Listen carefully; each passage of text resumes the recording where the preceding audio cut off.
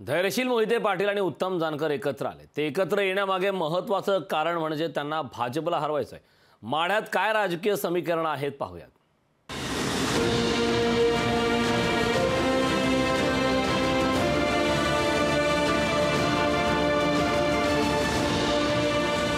दुश्मन का दुश्मन दोस्त होता है या धर्तीवर माढ्यात नव्या समीकरणांची जुळवाजुळव सुरू आहे। भाजपला धडा शिकवण्याकरता 40 वर्षांचे राजकीय वैरी एकत्र आले। मोहिते पाटील आणि उत्तम जानकर यांनी भाजपला गाडायची भाषा केली आहे। राजकीय घडामोडींच्या पार्श्वभूमीवर यात नवा ट्विस्ट आलाय। भाजपला अंगावर घेत जानकरांनी सुडाच्या राजकारणाचा आरोप केलाय। 3 लाख मताच्या फरकाने निवडून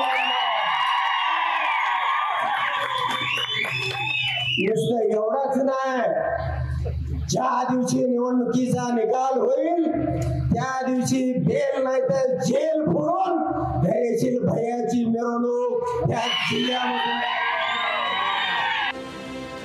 जानकरांच्या मदतीला राष्ट्रवादीची फौज धावून आली आहे। निवडणुकीत असले आरोप होत असतील तर भाजपची चाकर राज्यात फिरू देणार नाही असा इशारा जयंत पाटलांनी दिलाय।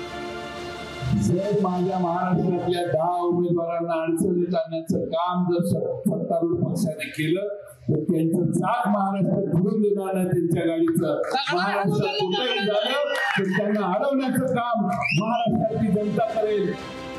मवियाचे नवे उमेदवार धैर्यशील मोहिते पाटलांनी उत्तम जानकरांच्या मागे ठाम उभा राहण्याचा निर्धार केलाय।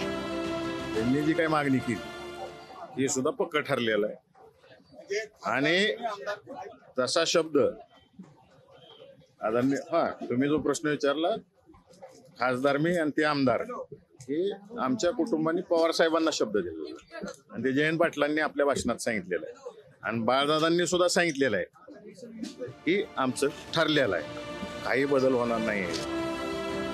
फडणवीस यांची भेट घेऊनही उत्तम जानकर यांनी महायुतीला ठेंगा दाखवल्यानं दुखावलेल्या भाजपनं सुडाचं राजकारण केल्याचा आरोप होतोय। पण निवडणुकीची चित्र पाहता असलं राजकारण विरोधकांच्या पथ्यावरच पडण्याची चिन्ह आहेत।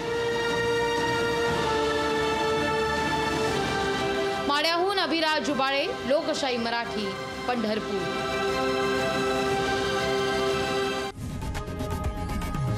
लोकशाही मराठी ऐका, पहा, जागरूक रहा।